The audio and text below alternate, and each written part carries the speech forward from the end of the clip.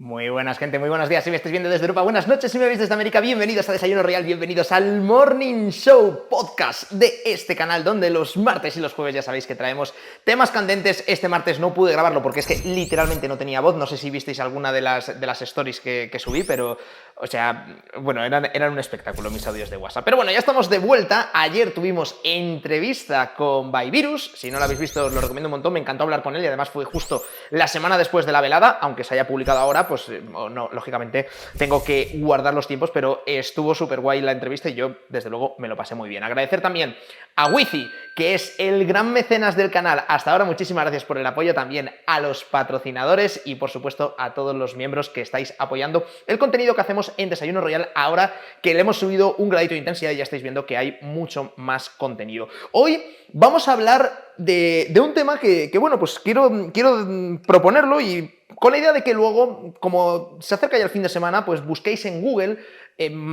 sobre todo fotos de las rutas de las que vamos a hablar, porque quería hablar, dado que se aproximan las vacaciones, de los viajes perfectos o rutas legendarias que hacer en vacaciones, que bueno, ni siquiera es casi en vacaciones porque algunas de ellas, ahora lo veréis, pero te lleva...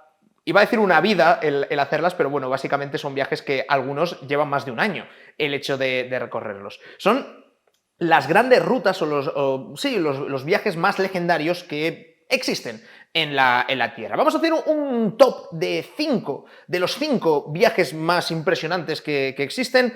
Decir que yo a día de hoy no he hecho ninguno, sí que podríamos considerar que partes de algunos sí, por aquello de que, bueno, pues se ha aparecido ahí, pero el viaje como tal, la ruta, es así que no he completado ninguna de ellas y bueno, pues con lo cual tomad mis palabras también como simplemente, como ya digo, un aliciente a buscar y si alguna vez tenéis la suerte y el atrevimiento de realizar cualquiera de estos viajes y cualquiera de estas experiencias, pues que os acordéis de este Desayuno Royal cuando lo hagáis, si ha sido esto lo que os ha marcado ahí un poquito la espinita de hacerlo. El viaje número 1, o que situaría en el top, es el Transiberiano.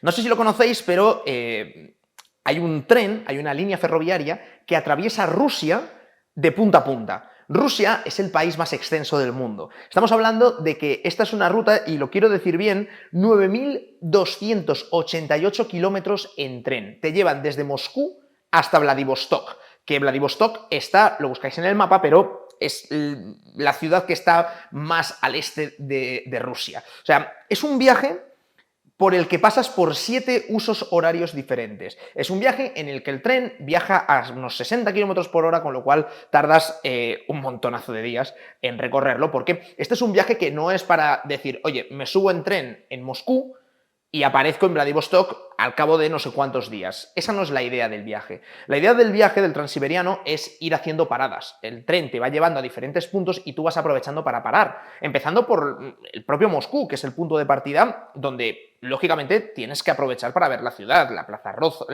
Roja, todo lo que te puede ofrecer Moscú. Y de ahí, pues vas avanzando y tú vas decidiendo dónde te quieres parar. Pensad que es una ocasión perfecta para conocer la estepa rusa, para conocer el desierto de Gobi, puedes llegar a ver la muralla china o la ciudad perdida de Pekín, porque aquí, y esto es lo verdaderamente interesante de este viaje, es que del transiberiano surgen ramificaciones de ese tren. Hay un tren que se llama el transmongoliano, que pasa por Mongolia, el transmanchurriano, que es la región de Manchuria, pues ese acaba en Beijing, por ejemplo, en Pekín, y ahí puedes ver la ciudad prohibida, puedes ver el lago Baikal, buscad fotos de verdad, Baikal con B de Barcelona y con K de kilo. Y ya digo, que es como, siempre cuentan que es una ruta muy bonita, que a lo largo de todo el camino, pues sí que van surgiendo albergues, van surgiendo tiendas para que, bueno, pues si la idea es ir parando, pues que vayas parando. Todos los viajes que os voy a proponer son rutas que son para hacer con tiempo. Es decir, no es de lo típico de, buah, pues tengo 3 días libres, puedo visitar una ciudad y trato de verlo todo, o todo lo que pueda, y me vuelvo a casa. Es un viaje para hacerlo, pues prácticamente sin límite del tiempo, y de hecho muchas veces lo que marca el límite no es el tiempo, sino el dinero que lleves ahorrado y con el que quieras hacerlo. También os digo que ahora mismo no es el mejor momento iba a decir del año, pero de la década para viajar a Rusia, ¿vale? Porque, bueno, ya sabéis que ahora mismo están en guerra y no sé cómo está el tema visados, si se puede entrar, si no se puede entrar, etcétera, no tengo ni idea, pero bueno, es una de las rutas por excelencia que tenía que de alguna manera mencionar. O sea, 9.288 kilómetros, ¿eh? O sea, se dice pronto, pero es un montonazo de superficie la que acaba recorriendo y ya os digo que 7 usos horarios diferentes. Todos que, si quieres, lo puedes hacer en el transiberiano dentro de Rusia, que eso es más flipante. La número 2, voy a marcar la... Es un clásico y es algo muy típico, ¿no? Es la Ruta 66. Ruta 66, que es una ruta o una carretera que va desde Chicago, en Illinois, hasta Los Ángeles, en California.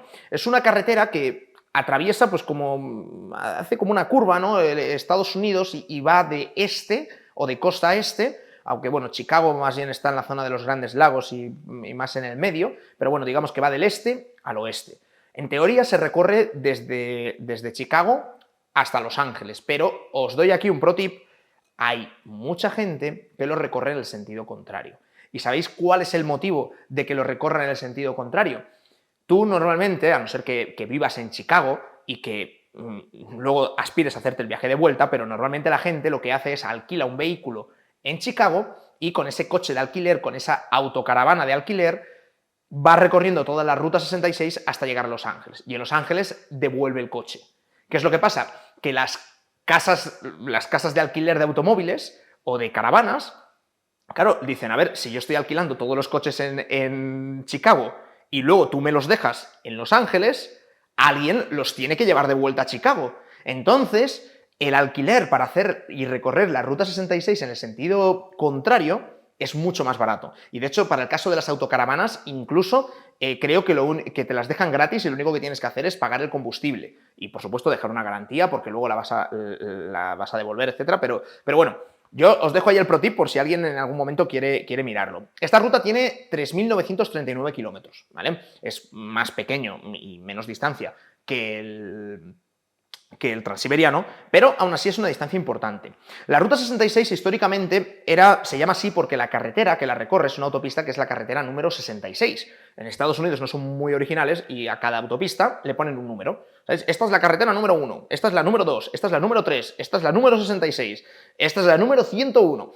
Y bueno, pues así van poniendo nombre a las carreteras. Y esta carretera, la 66, quedó descatalogada, porque empezaron a construir una red de carreteras que eran pues prácticamente, en plan, como si pillaras una escuadra y un cartabón, ¿sabes? Una regla, y trazaras líneas rectas de punta a punta de los Estados Unidos, pues así es un poco su red de carreteras. Y esta que era así un poco tal, pues dijeron, esta ya no sirve. Pero empezó a haber mucha gente que la recorría y como que la volvieron a abrir y ahora la mantienen. La Ruta 66 atraviesa 8 estados diferentes. Empieza en Chicago, es decir, en el estado de Illinois, y de ahí va a Missouri, a Kansas, a Oklahoma, pasa por Texas, por Nuevo México, por Arizona y acaba en California, que es donde está Los Ángeles. Hay una señal que marca que el final de la Ruta 66 es en Santa Mónica, en el Pier de Santa Mónica, pero esto es un dato que es incorrecto, porque la carretera original, la carretera número 66, acaba un poquito antes de llegar a Santa Mónica en la intersección con la siguiente autopista, que no sé si es la 100 algo, eso ya no tengo ni idea, pero no llega hasta el Pier de Santa Mónica, aunque igualmente si completéis la Ruta 66, pues hombre, tenéis que ir al Pier de Santa Mónica y ver Los Ángeles. Aquí, ¿qué hay cosas para ver? Pues es como hacer un viaje en la historia de los Estados Unidos, y aquí es donde yo he podido estar por lo menos cerca, porque pasa cerca de Las Vegas, por ejemplo, pasa cerca del Gran Cañón del Colorado. Entonces yo he podido estar cerca de partes de todo esto donde verdaderamente es como un viaje al pasado, y te puedes encontrar con hamburgueserías que llevan abiertas, pues no sé, 60 años y que siguen sirviendo y atendiendo exactamente igual, con parte de la época de los hippies, de grafitis. Hay un restaurante, el famoso restaurante, donde básicamente tienen una mesa en alto, es en Texas, entonces tienen una mesa en alto y el que quiera puede comer ahí el gran menú que ellos le invitan. Si se lo come todo, te invita al restaurante, pero si en algún momento dices que no puedes más, entonces lo tienes que pagar tú.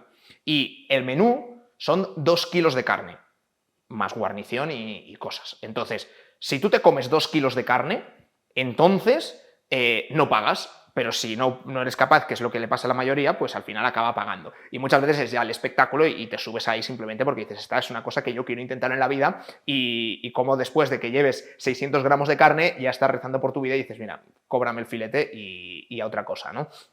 Pasa también por la casa de Lincoln y bueno, ya digo que es un viaje que de nuevo es para ir en coches, para ir tranquilo, para ir haciendo paradas e ir viendo diferentes puntos de interés. Hay un punto también que es como la intersección de 4 estados diferentes, entonces, o 3 estados y estás en un sitio que vas saltando de lado a lado y vas cambiando de un estado a otro, ¿no? Pues bueno, van haciendo diferentes marcas que a lo largo de toda la ruta. La tercera ruta o el tercer viaje legendario que yo creo que hay que poner, y aquí sí que los españoles tendemos a hacerlo de menos, pero verdaderamente es algo muy icónico, que es el Camino de Santiago. Aquí estamos hablando, pensar que hasta ahora el transiberiano, pues esto existe desde que, no solo desde que existe el ferrocarril, sino desde que los rusos construyeron la línea ferroviaria de punta a punta. La Ruta 66, pues lo mismo, Estados Unidos, hacen la carretera, etcétera, y a partir de ahí, pues, de hecho es bastante reciente que se haya popularizado la Ruta 66. El Camino de Santiago, esto viene del siglo IX, o sea, del año 800 y tal, de hecho un poquito antes, que básicamente se encuentran, o alguien dice que se ha encontrado lo que son los restos del apóstol Santiago, el apóstol Santiago Mayor, porque había 2 apóstoles Santiago, esto no sé hasta qué punto sois muy religiosos y muy cristianos, pero bueno, pues que alguien dice que ha encontrado los restos del apóstol Santiago en lo que a día de hoy es la ciudad de Santiago de Compostela. Y bueno, pues le construyen pues primero una iglesia más pequeña que cada vez se va haciendo más y más y más grande y empieza a producirse un cierto peregrinaje para ver los restos del apóstol, para rezar, para... Bueno, pues todo el camino es como una muestra de fervor, de arrepentimiento, mezcla la parte religiosa con la parte de hospitalidad, de arte y de cultura, porque el Camino de Santiago, comparado con los otros 2 que os he dicho, es muy cortito, son 775 kilómetros, me parece, el Camino de Santiago que empieza en Saint-Jean-de-Pied-de-Port, en Francia, y atraviesa los Pirineos y vas pasando por... Bueno, pues es una ruta que va perfectamente indicada, ¿no? Con las zonas por donde discurre los peregrinos del Camino de Santiago, y es algo que se viene haciendo, como digo, desde el siglo IX, que los peregrinos viajan y es como tradición en toda la región de dar hospitalidad a los peregrinos que están haciendo, pues ya digo que hay un componente muy potente religioso, pero también hay un componente cultural que no hay que dejar de tener en cuenta. Tú vas viendo toda la ruta del románico palentino, de todas las iglesias que va viendo, también te encuentras con iglesias góticas, te vas viendo como el paso de la historia a lo largo de todo el camino. Y finaliza, como digo, en la Catedral de Santiago de Compostela, que es el final. Catedral de Santiago de Compostela, que yo todavía no he visto, pero que es una catedral famosa por ser la catedral más alta de estilo románico. Y es como muy mazacote, pero al mismo tiempo muy alta. Y tiene una bóveda de cañón que, bueno, se suele estudiar en todos los libros de historia del arte, porque es una construcción típica del románico, pero el románico a su vez eran construcciones muy mazacote y muy pequeñas. Y en este caso, pues con bóveda de cañón, con arcos de medio punto y muy alta. Entonces, bueno, pues es algo que tenemos en España y que muchas veces como que lo hacemos de menos cuando también es un viaje que, ya digo, se puede hacer caminando a modo de penitencia, porque bueno, cada uno con sus creencias religiosas hace un poco lo que quiere, pero también es un viaje que se puede hacer simplemente desde un punto de vista cultural y de ver. Hay gente que lo hace para reflexionar, se puede hacer solo, se puede hacer acompañado, se puede hacer en bicicleta, se puede hacer por tramos, se puede hacer... Bueno, hacerlo en coche y con maletas y tal me parece un poco ya que te sales un poco de la esencia del viaje, ¿no? Pero bueno, puedes hacer un poco lo que te dé la gana, resumiendo, y es un viaje que cada uno se lo toma como quiere. Y que, bueno, esto en LATAM imagino que no lo tendréis o no lo percibiréis, pero en España es relativamente habitual, o digamos que no es infrecuente, que alguien en algún momento, pues algún amigo mío conocido, decide que un verano va a hacer el Camino de Santiago, pues porque de vez en cuando también está bien en momentos de la vida, ¿no? Sentarte y reflexionar contigo mismo y demás, y es una buena ocasión que tenemos nosotros muy cerca de casa, ¿no? Porque, a ver, que lo puedes hacer yéndote a dar un paseo de 30 días por donde quieras, solo, pero bueno, pues ahí como que tienes la ruta y también pues para que no sea todo rayada mental, pues vas viendo, como digo, diferentes iglesias, diferentes albergues, diferentes paradas, ¿no? Que tiene el camino de Santiago. De hecho, haciéndolo bien son 31 etapas, si no me equivoco, cada una con sus cosas que hacer. La cuarta ruta que voy a poner, y esto, fíjate que yo no tenía tan en mente que está ya tan bien preparada para poder hacerla desde el punto de vista turístico, que es la Ruta de la Seda. La Ruta de la Seda, y ya aquí, si nos parecía que era muy antiguo todo lo que es el Camino de Santiago, pues la Ruta de la Seda nos vamos a antes de Cristo. Incluso era la ruta que había entre Occidente y Oriente, conectaba Europa con Asia.